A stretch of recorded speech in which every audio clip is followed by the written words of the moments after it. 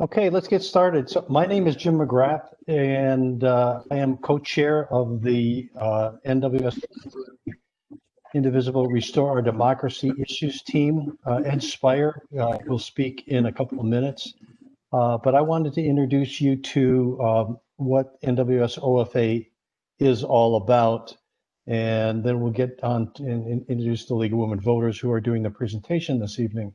So we have a number of issue groups, and I'm going to start with the GVP, which is the Gun Violence Prevention. That group meets about once a month. This is all on the line. This was Eric Holder's group that was working on getting anti-gerrymandering passed in the federal level. This is the Affordable Care Act, which we hope will get more attention with this next president. This is comprehensive immigration reform, social outreach, stand with women. One of their focuses has been the Equal Rights Amendment, among other things. We have a fiscal group that gives that reviews federally provided data every month in a very detailed presentation that lasts about 2 hours. It's great information. There's no fake news in it. It's all federally provided data. Then we have a group that does our chapter events. We have a climate control group that also meets once a month. And then Ed Spire and myself chair a group called Restore Our Democracy. We got started when Ed wanted to present to and educate people about the problems with money in politics. So throughout 2009 and into 2020 a little bit, we did presentations all over the Chicago area about money in politics. The COVID set in and we couldn't be doing these in person. We switched to doing presentation and educating people on mail ballots, which we are support and hopefully support that in new legislation next year. But we are also taking on other issues that like what we're doing tonight with the Electoral College. So Ed, I'm going to turn it over to you, and if you would mind introducing the speakers. Thank you very much, Jim. So Jim and I do run the Restore Our Democracy project, and you'll see that NWSOFA has a number of issues groups. So if you listening are interested in working on any of those issues, please join us.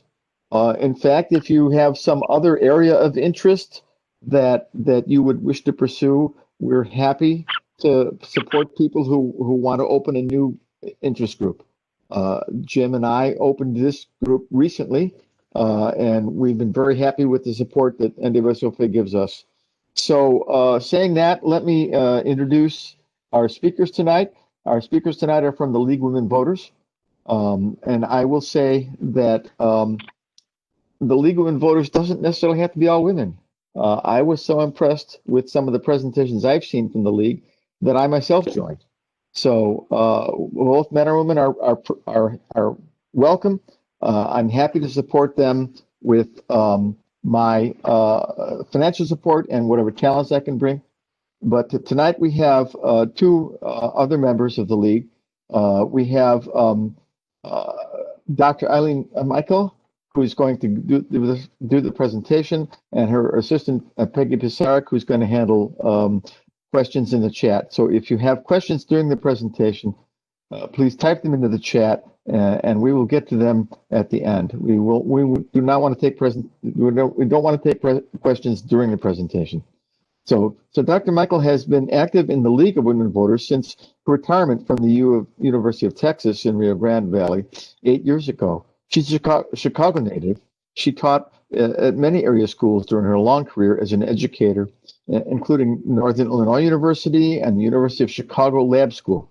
She received her doctorate from the U of C in 2008. Even before that, she wrote and gave presentations on the history of photography She also enjoys gardening, tending her bonsai trees, reading and playing with her 3 animals, 2 cats and a dog. But most of all, she's here to help you understand what the situation is with the Electoral College. So we'd like to turn the floor over to her now. Thank you very much. The League of Women Voters is a nonpartisan political organization that encourages informed and active participation in government, works to increase understanding of major public policy issues, and influences public policy through education and advocacy. The League is a natural home for the movement to abolish the Electoral College because the League is specifically about making democracy work better for everyone.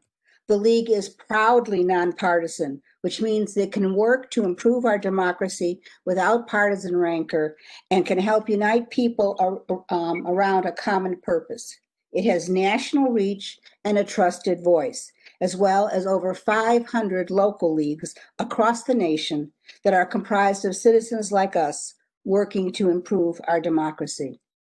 The League of Women Voters recommends many changes to our election system that would increase fair and representative participation in our democracy, from issues such as voter information and registration to candidate selection and election procedures. But today we're going to talk about how the Electoral College damages our democracy and how the League is working to abolish it in favor of a direct popular vote for electing the president and vice president of the United States.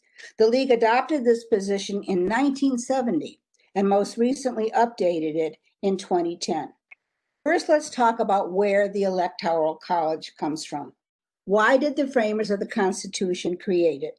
This is a discussion which could and has taken up book chapters and even some books. I'll try to distill it down to its essential elements as understood by scholars who have tried to answer the question. The framers' most important consideration was that they wanted to limit the potential for corruption and concentration of power, and to maintain independence between the executive and legislative branches. Therefore, they wanted a method other than having Congress select the president, which was the method originally suggested by the delegates.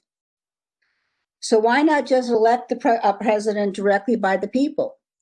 Some of the Constitution's framers worried that large distances and a lack of communication at that time would make the people ill-informed about the candidates and unlikely to choose the best person. They worried the people could be easily misled by a few designing men or would simply vote for their candidate from their own state. They wanted some kind of intermediary system. It's worth noting, though, that very few of the framers were worried about angry mobs hijacking the selection of the president.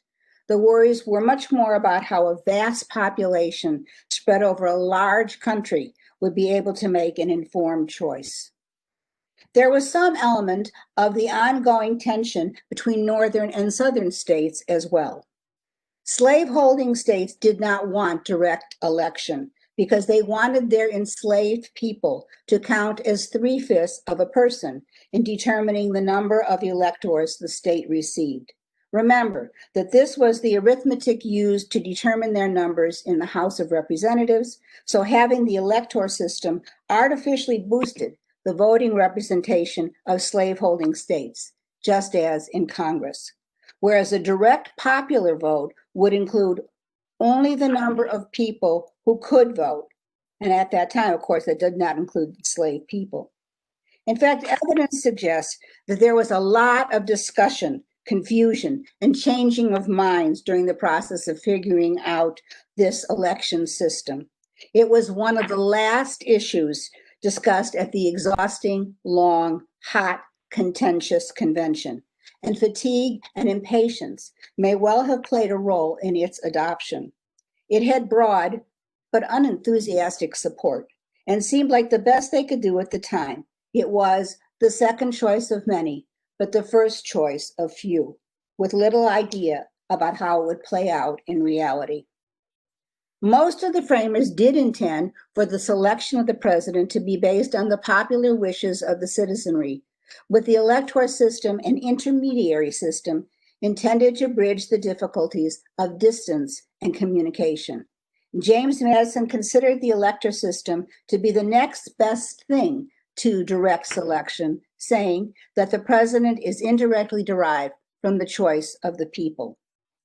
However, there is some evidence that they also expected electors to exercise their own discretion in the selection of the president as a bulwark against corruption, bias, or misinformation. But the electors have almost always acted as a rubber stamp on the wishes of the people, with few exceptions. In these instances, when an elector has voted differently than the state's voters dictated, they have generally met with a great amount of protest and anger, which is to say, the people expect the electors to be a rubber stamp on the will of the people and have never been interested in having electors exercise their own discretion. Notice, none of the founders' original concerns remain relevant today. Citizens are quite able to become informed about what the candidates say, no matter where they live. The framers' concern about the corruption and concentration of power that would come if Congress selected the president is still valid, but no one's proposing we move to that system. And any notion that we might need electors to exercise their own discretion to overturn a so-called poor decision by the people has just not been borne out over time. The people don't want this, and the electors have rarely done it. So when looking at how the Electoral College came about, it's clear this is not a foundational text of our Constitution that cannot or should not be changed. It is an imperfect system that tried to address concerns of the framers at that time. Just as we have changed our system of electing the vice president and senators, we can also change our system of electing the president if we think it's necessary to improve our democracy. And there is ample evidence that the system is directly damaging our democracy and does, in fact, need to be changed. Why does the League of Women Voters take the position to abolish the Electoral College? It's really very simple. It comes down to the concept of one person, one vote. The unintended result of the Electoral College is to put the choice of president and vice president in the hands of voters and only a few of the so-called battleground or swing states. I don't have to tell you the names of these states because we are all very, very familiar with them. These are 4 of our well-known swing states. Georgia's missing. And they are among the 19 states that received all campaign visits from the 2 presidential candidates in 2008. The other 31 states received not a single presidential campaign visit. Well, you might say, so what? In the age of television and smartphones, we can easily watch the candidates' speeches no matter where they make them, and we can get the highlights from any number of news outlets. True. But the problems with this system go way beyond our ability to hear what the candidates have to say. Part of the League's core mission is to encourage the informed and active participation of citizens in government. As such, perhaps the most disturbing aspect of the Electoral College is that it creates a disincentive to vote for citizens living in non-battleground states, which is the majority of people in our country. If you live in Illinois or Mississippi, why should you bother going out to vote on a gray, rainy, possibly cold day when you know your state is going to go blue or red anyway? The data from 2016 bear this out.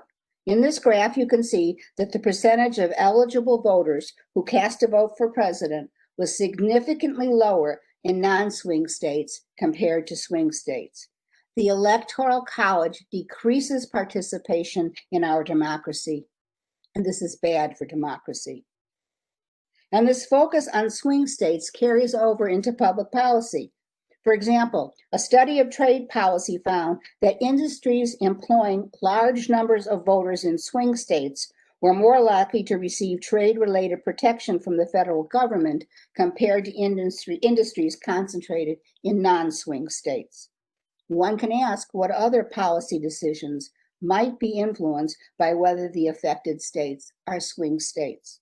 Think about climate change, for example.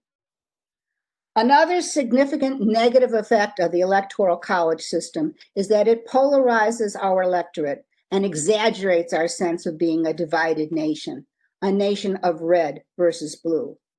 Did you know that in 2016 in Alabama, 35% of the voters chose Hillary Clinton? Or that 32% of California voters chose Donald Trump?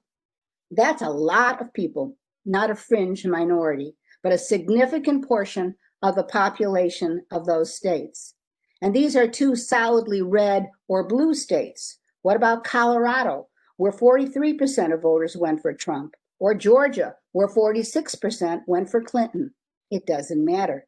You look at this map, and all you see is red and blue, right and left, black and white. There are no centrists. There's no complicated middle ground. There's no reason to even talk to the people in those other states because they're just too different from us. Their views are just too extreme. This map, with which we've all become so familiar, is extremely damaging to our national unity and our ability to see the great variety of public discourse that exists everywhere and that deserves to be heard. Indeed, it needs to be heard, as diverse opinions are as critical to democracy as the vote itself. Without the Electoral College, we wouldn't have to see our election results through this distorted lens. What if the election simply looked like this? Two numbers, both very large, even in the most lopsided of victories. Remember Reagan versus Mondale in 1984? You may remember it as the most lopsided Electoral College victory in modern history, which it was. But you probably don't remember that more than 37 million people voted for Mondale, 41% of voters. That's not a trivial number, and it highlights the way the Electoral College simply erases the diversity of opinion in our democracy. Because when we see it through the eyes of the Electoral College, almost all of those so-called blue votes are utterly forgotten, erased. Where did all those Mondale voters go? They're just gone. They don't exist. All we see is 525 to 13, the Electoral College outcome. If we begin to see our election results like this, might we begin to see ourselves as part of a unified democracy, choosing our leader together, no matter where we live? Might we become more open to diverse, complicated opinions among our neighbors and fellow citizens, more willing to live among people who disagree with us? Imagine if instead of seeing ourselves as red and blue, we simply saw ourselves as Americans. The results in two recent elections point us, of course, to another serious problem with the Electoral College, which is that it can lead to a presidential winner who did not receive a majority of the votes. This has happened 5 times in our history, and it is the main reason most people find the Electoral College troubling. You may have heard someone say, yeah, all that's true, but here's why the Electoral College still makes sense. We'd like to walk through the most common myths and misperceptions about what the Electoral College does and does not accomplish, what it was meant to do, and how it's impacting our democracy. These are not just fringe theories, by the way. These are the main points that supporters of the Electoral College use to defend this antiquated system. And none of them stands up under scrutiny. There are 4 myths we'll be looking at tonight. Myth number 1. Without the Electoral College, our presidents would all be chosen by a couple of big states like California, New York, and Texas. Well, let's just run through the numbers and see how it would actually play out in an election by national popular vote. And let's say, for the sake of this example, that every state in the union voted 60% to 40% for the same candidate. An absolute landslide, an unbelievably strong preference for one candidate. Let's see how many states it would take to get us over the 50% threshold to victory if we elected the president by the national popular vote total, going in order from the largest states down to the smallest, which of course means we start with California, which has the most voters, and 60% of its voters would represent 7% of the population. Next is Texas, so we'll add that to the total. Remember now that in each state, 60% of the voters choose the same candidate. So we want to see how long it will take to get to more than 50% of the votes. So we had Florida, we had New York, we had Pennsylvania, we had Illinois, and we're still not even halfway there. So let's add a half dozen more states and see where we get. No, not there yet either. In fact, it would take the votes of 27 states to get us over the 50% threshold, even in this incredibly lopsided scenario. And in reality, of course, California and Texas might go for different candidates, in essence, canceling each other out. And the margins of victory would likely be much smaller in many of these states, which means that it would take many, many more states to get us to 51%. And you can do the same exercise for cities, by the way. The 10 largest cities in the country only make up 10% of the vote. If the largest 100 cities all voted unanimously for the same candidate, it would still only get us to 30% of the vote, nowhere near the 51% needed to win. And this top 100 list would include cities like Laredo, Texas, and Spokane, Washington, cities with populations in the 200,000s. So that was a theoretical answer to the myth that a few large states would be enough to win the popular vote. Now let's look at actual election results. Here's the 2012 election results by state for Barack Obama, starting again with the largest states on the left and adding the vote totals for each state as we go to the right. And you can see the votes from 39 states were needed to get Obama the 63 billion votes needed to win the popular vote. That's a large majority of states. It is simply impossible for an election by popular vote to be determined by just the largest states or the largest cities. The fact is that direct election by popular vote would ensure that every person is equally represented, regardless of where they live. Voters from swing states would count just as much as voters from non-swing states. Voters from the city would count just as much as voters from the country. And a California Republican's vote would count just as much as a California Democrat's.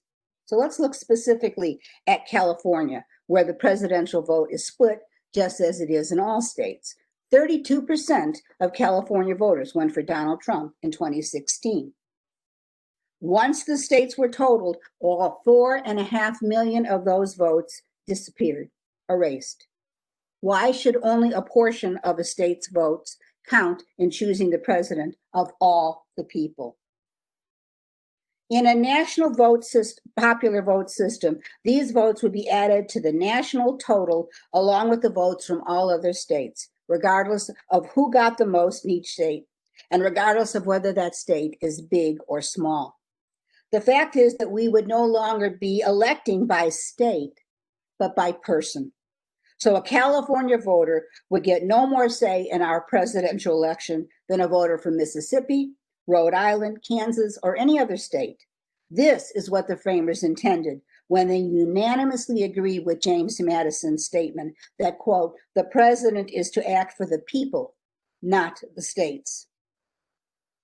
Myth number 2.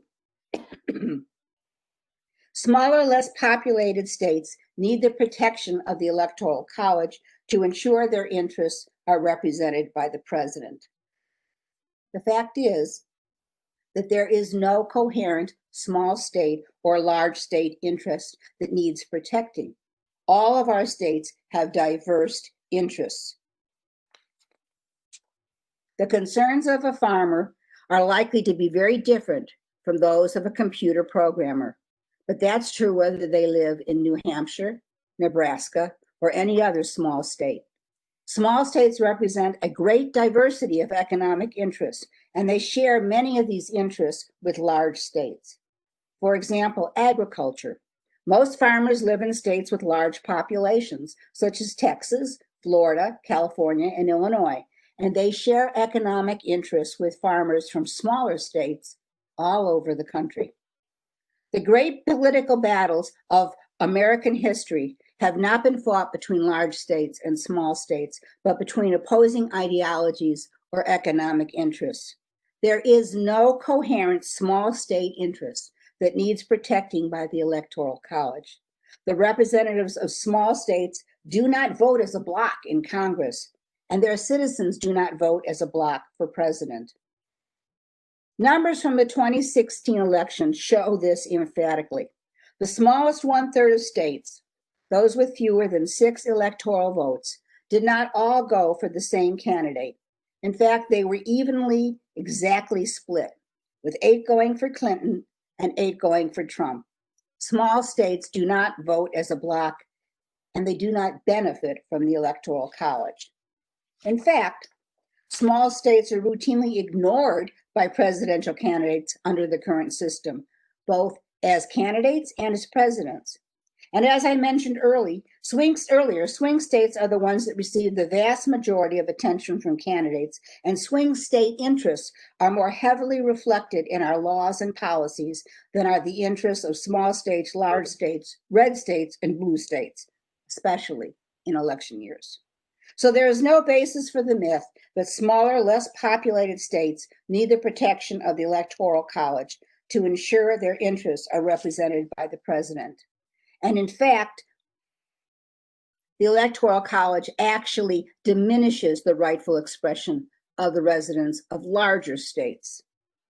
For example, Virginia's population is almost 9 times that of Delaware, but it gets only about 4 times as many electors because electors are based on the number of senators and representatives from each state. Is this fair? Myth number 3, the Electoral College protects the rights of the minority from the tyranny of the majority. Protecting minority rights is a critical part of democratic societies, and the Founding Fathers designed our government accordingly. As a result, 2 of our 3 branches of government are designed to ensure the protection of minority rights. The first is the courts. Their role is to ensure the constitutional rights of the individual, regardless of the opinion of the majority of citizens. The second is the Senate, in which every state, regardless of population size, gets 2 representatives. This ensures that Wyoming gets heard just as loudly as New York, even though more people live in New York. We do not protect a minority by giving them outsized political power. We protect the rights of minority groups and individuals through our Constitution's Bill of Rights, our courts, and our laws. Our votes should all count equally. The president is supposed to represent the interests of all Americans as fairly and equally as possible.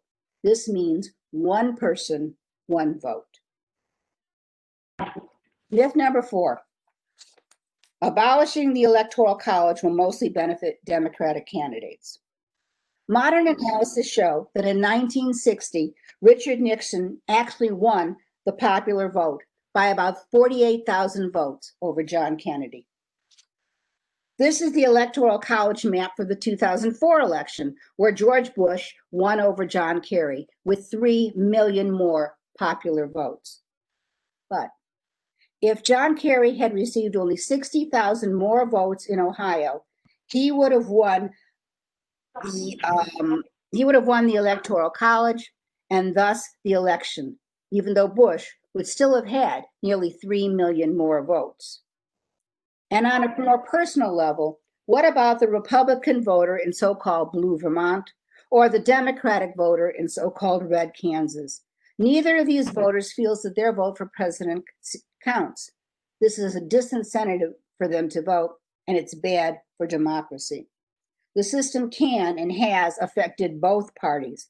It's a nonpartisan issue. How do we abolish the Electoral College?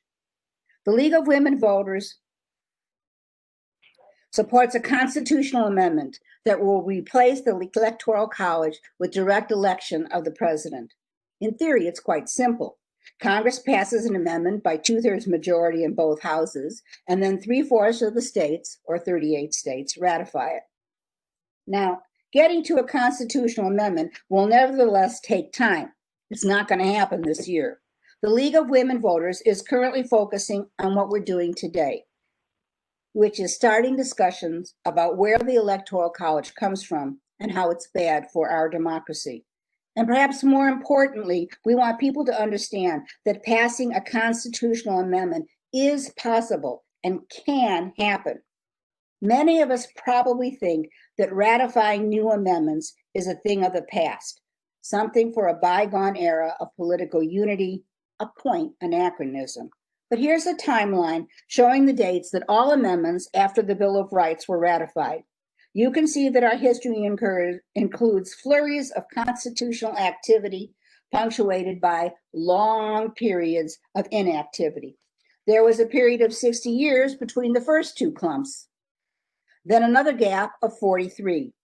There were 18 years between the amendments of the 1930s and 50s and 60s, then a gap of 21 years until our most recent amendment was passed in 1992. What distinguishes these periods of constitutional activity?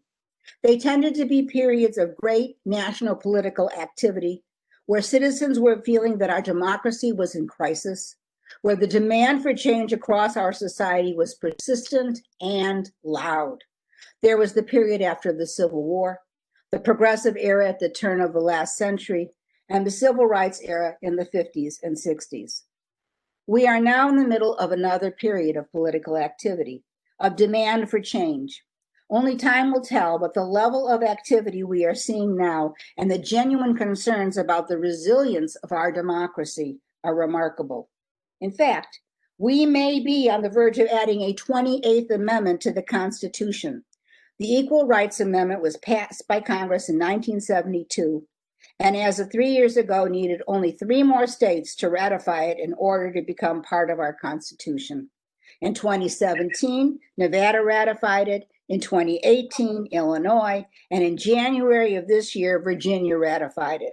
The ERA is now awaiting a ruling on a deadline Congress placed on it in 1972 before it becomes part of our Constitution. Amending the Constitution is not a thing of the past. It is a thing of right now. There is a process for doing so, and that process requires the citizenry to make it known to our legislators that we want change. We do that all the time with legislation. It's the same for amendments. We just have to build a stronger consensus and a louder voice. It is, as always, one step at a time. Because of the long time frame expected for an amendment to pass and be ratified, the League also supports an interim measure that would effectively nullify the Electoral College and result in the election of the president by the popular vote, while we continue to work on a long-term constitutional amendment. This measure is called the National Popular Vote Interstate Compact, and it would guarantee the presidency to the candidate who receives the most popular votes in all 50 states and the District of Columbia combined. It pledges the state's electoral votes to the candidate who wins the national popular vote, and it would not take effect until enacted by states possessing a majority of the electoral votes, which is 270. The National Popular Vote Interstate Compact has been acted into law in 16 states with 196 electoral votes, including Illinois. The compact will take effect when enacted by states with 74 more electoral votes. This is a nonpartisan political issue that has been passed by strong majorities in both Republican-controlled and Democratic-controlled state houses and senates. One reform, which the League specifically rejects, is the voting by electors based on proportional representation in lieu of the present winner-takes-all method. The Constitution says that states are free to assign their electors however they see fit, and winner-take-all is not the only option presently used. Currently, Maine and Nebraska assign their electors proportionate to each candidate's vote percentage in that state. So, for example, if 4,000 of Nebraska's voters choose candidate A, then candidate A would get 2 of Nebraska's 5 electoral votes. The problem with this system is that it's actually fairly likely that no candidate would receive the 270 electoral vote majority needed to win. This, according to the Constitution, would send the election of the president to the House of Representatives, where each state, regardless of population, would receive only one vote. This would further remove the election of the president from the will of the people and would be in direct contrast to the intent of the framers of the institution. You're probably scratching your head right now trying to figure out why the system would make it unlikely that a candidate would receive 270 votes. The reason is that we've always had more than just two parties running for president. There are third parties, fourth parties, and beyond. In the 2016 election, votes were actually cast for 31 different candidates, including a few of the none of the above in a few states. Let's run through a quick example with the 1968 election, a closely fought contest between Richard Nixon, Hubert Humphrey, and George Wallace, and an unusually strong third-party candidate. Here you can see that Nixon won the popular vote by a thin margin, but easily received the required 270 Electoral College votes under the winner-take-all system. What if electoral votes were allocated based on the percentage of popular vote by state? In Kansas, then, Nixon would have received 4 electoral votes, not 7. In Illinois, Nixon would have received 12 instead of 26. In Florida, Nixon would have received 6 instead of 14. As you can see, Wallace and Humphrey are picking off votes bit by bit in each state. And when you do this for all 50 states, the results of proportional allocation is that there is no winner in the Electoral College. Nixon fails to receive the required 270 votes, so the election of the president would have been turned over to the House of Representatives with 1 vote per state and none for DC. The simplest, most permanent solution is to elect the president by direct vote by all citizens of the United States. 1 person, 1 vote. Abolishing the Electoral College would be a common sense solution to update a system that most Americans agree is utterly out of date, confusing, and downright silly. It's time to start building the momentum that will once and for all abolish this dysfunctional system of electing our president. It's time for change. It may seem a daunting task, but remember that we've amended the Constitution to change the way we elect senators, to impose term limits on the presidency, to include Washington, D.C. in the election of the president, to eliminate the poll tax, and to change the voting age to 18. All amendments that affect the way we elect our representatives in Washington. There is no reason we can't abolish the Electoral College if we decide to do so. So let's get to work. Okay, I'm ready for any questions. Yes, well, we've been looking at the chat and I don't see any questions yet. I have one. Can you hear me? I Yes, can please hear go you. ahead. Don't the people who live in the smaller states feel that the Electoral College gives them an outsized advantage just because there's 2 senators for every state? And that they're afraid to lose that advantage? What would their advantage would be in terms of their interests, right? And Yes, as I in said, terms there's of the state. Yeah. Okay, well, we don't, we elect our president not to serve the state's interest, but to serve the people's interest. And as I pointed out in the selection on the small states, the smaller states don't have any single particular interest that needs protection. They share interests with people across the whole United States. So there isn't anything that needs really protection there. Plus, senators they aren't feel elected that by the way. Electoral College, they're elected by the popular vote, so that's a separate issue. All right, now, hang on. Let me say something about this issue. It is true that some of the smaller states prefer the Electoral College system because it does give their citizens a higher weight in the Electoral College. And I'll give you a direct example of this. Nevada, their legislature voted to join the compact so that they would be part of the agreement that the popular vote would select the presidency. And the Nevada governor, who's a Democrat, vetoed the bill because he said that the Electoral College gives outsized political power to small states. So there are, in fact, political considerations here that make this difficult. And yet, we need to build support throughout the nation for this. And as the population shifts, as the population continues to shift from rural to urban areas, from red states to blue states, frankly, there will come a time when the majority of the population will see the value in everything that Eileen has said today. Yeah, I think it comes down to the one slide that Eileen had was one person, one vote, which is what our democracy is supposed to be based on. And the Electoral College does away with that. And to be clear about that, every state used to have a House of Representatives that was proportional to the population, and a Senate that was not, and a Senate that was proportional to districts, to land, not to people. And the Supreme Court ruled that that was unconstitutional. The Supreme Court ruled that the principle of one person, one vote required every state to have both a Senate and a House of Representatives that's proportional to the population. Now, we can't do that at the federal level because of our Constitution, but we don't have to let that bleed over into how we elect our president. Also, I'd like to point out that how do I put this? What you say about the smaller states may have some points, in fact, but it comes at a very high price because it disenfranchises those who live in larger states. And I would rather see a system of electing the president that doesn't disenfranchise any voter. Absolutely. One person, one vote would do that. Absolutely. The situation we have now, a voter in Wyoming has almost 4 times the weight in the Electoral College as a voter in California.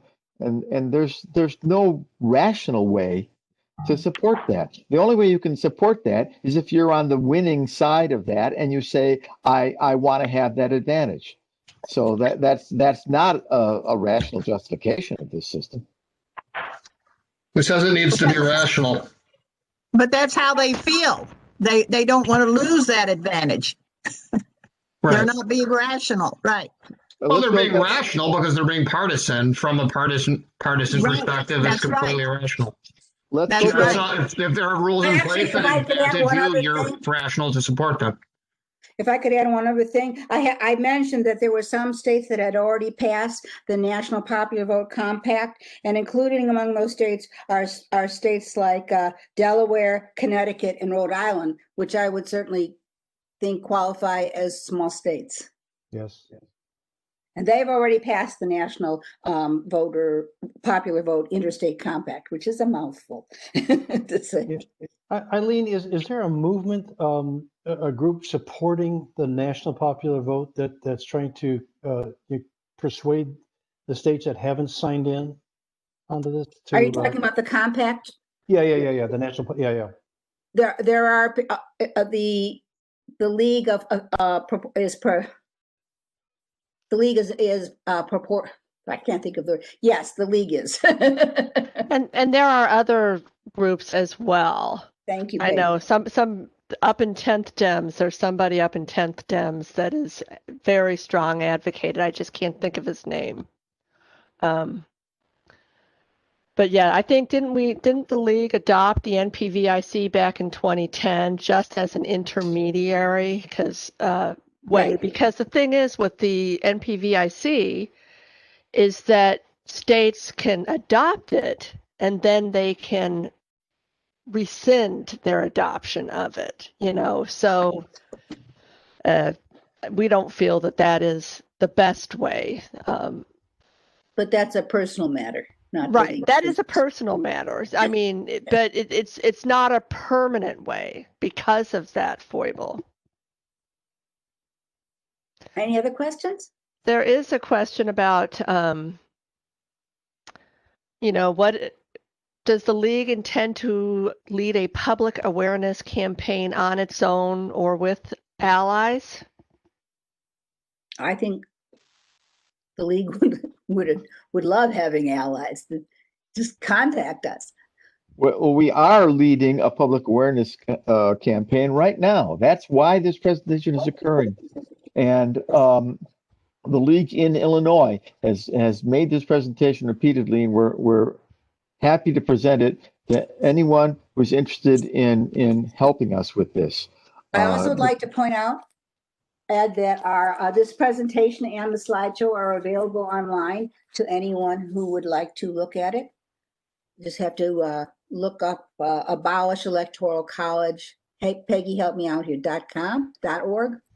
I always tell people to go to the league's the Wilmette League's website. Just search for League of Wilmette. It's posted on their page.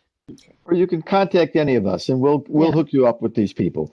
We're happy to give this presentation anywhere at any time as part of our efforts to educate the public about these issues. And the other thing that we announced at the beginning of the meeting was that this meeting is being recorded, and NWSOFA will be posting it on our Facebook Live page in a couple of days for people to view. For example, we do that with our fiscal group, we do that with our climate group, and we typically get views that are 1,500 to 3,000 viewing the recordings at a later date. So we understand everybody can't be available for when we hold these meetings. So we try to post the recording that anybody can get at any time. So there's a couple other questions in the chat. Can the state unratify? It says here the ERA. I'm not quite sure why I understand we're talking about the ERA, but certainly a state which has voted to join the compact could leave the compact, which is why we believe in the long run that a constitutional amendment is the right way to solve this problem. However, if we can get the compact in effect, and if we can run a few elections under the compact where people see the benefits of electing the president through the popular vote instead of through this arcane process we have now, the amendment would be easier. And it might go some way to resolving fears that my particular state or my particular group is going to lose power because of it as well.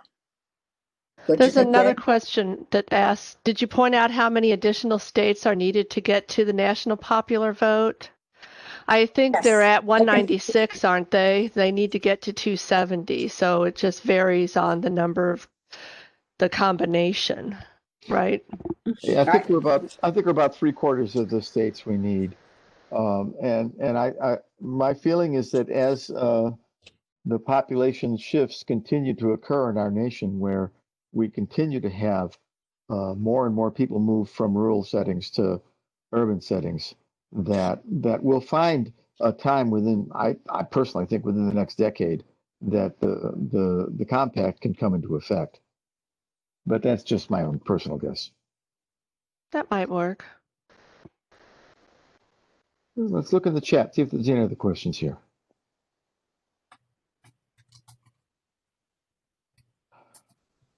We have a list of organizations that want to do this.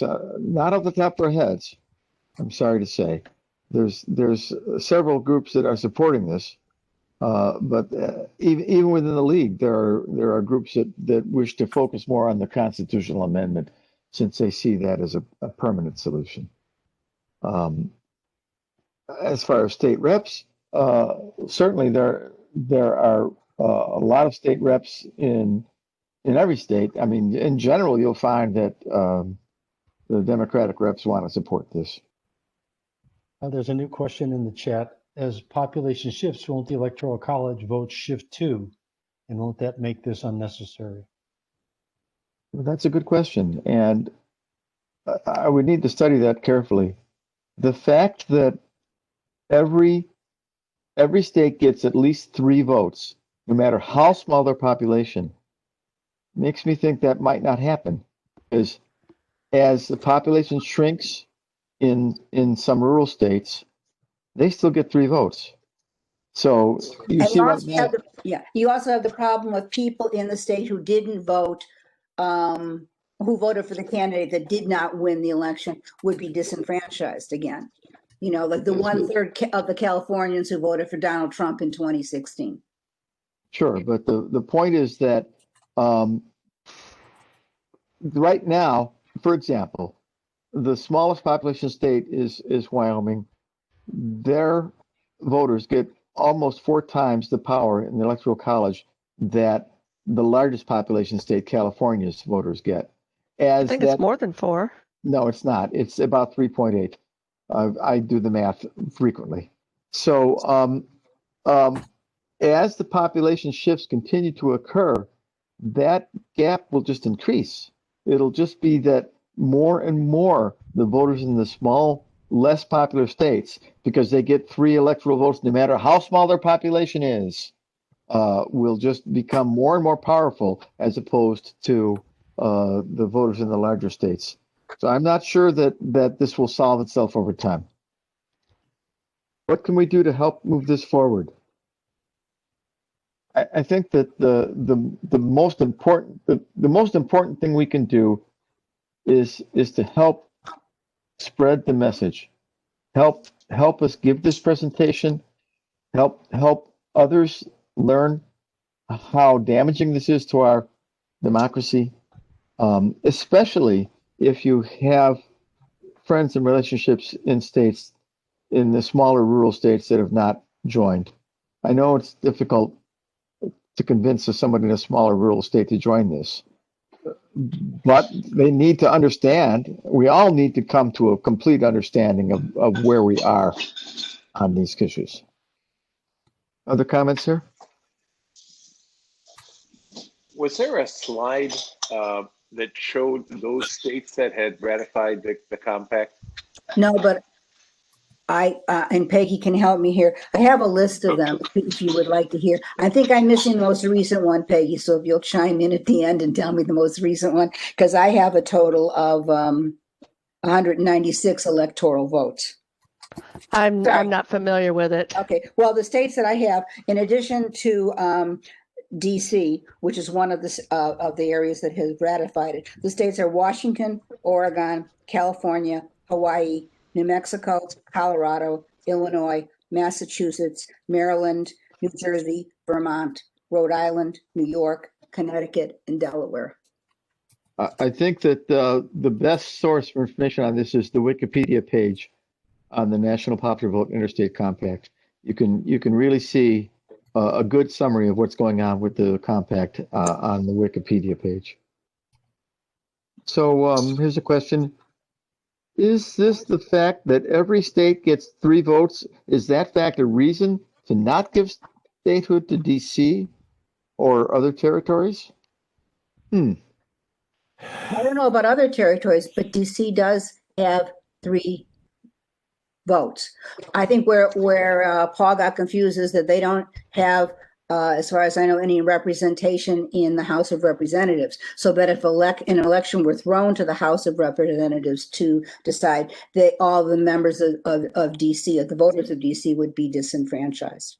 But they do have 3 votes, and they have joined the compact.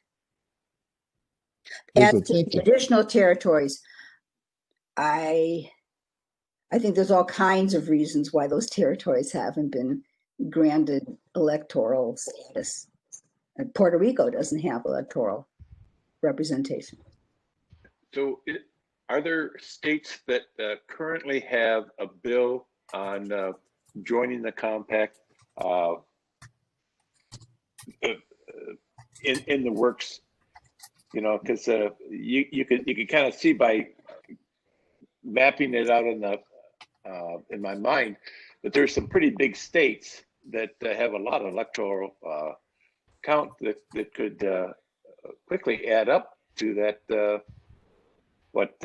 74 that is needed.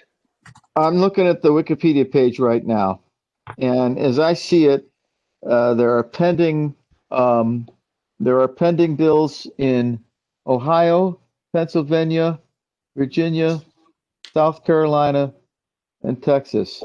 If all of those actually join the compact, that would be sufficient to put the compact into effect. It doesn't go into effect until you have enough states to support 207 electoral votes. So, you know, I can imagine Pennsylvania, I can imagine some of those states joining. I can't imagine Texas joining until it turns pretty solidly blue. But, you know, that can happen someday. I mean, that might happen in my lifetime. Well, I remember Nixon won the popular vote, but he didn't win the presidency against John Kennedy. So it's an issue that affects Republicans as well. And I think if people in a more traditionally red state could see that, then I think they might have less fear about change. I agree. And, you know, if in fact we would ever have an election where a Republican won the popular vote, but the Democrat won an electoral college, that might put an end to this right then and there. But I think the interesting thing is that I was a little girl at the time, so perhaps they did say it and I just didn't know. But when Kennedy won the election against Nixon, I don't recall any ballyhoo about the fact that Nixon got more of the popular vote. And yet he did. So that would have been the perfect time right there. But I agree with you. If it happened again, then definitely. I'm not so sure that's true because of all the examples I've heard, I don't remember hearing that one. Yeah, no, he did get more of he did win the popular vote. Kind of shocking, surprising to me. That was the first election I remember. Well, I think doing programs like this, and Eileen, thank you very much. That was an excellent presentation. The more we can educate people about the issues and you get away from all these theories and that are people are misinformed. If we can inform people of what the truth is, I think we'll go a long way. And that's kind of why I was asking earlier about what are we doing in all these other states? There are organizations that are taking this presentation and educating people. There are leagues that have presented.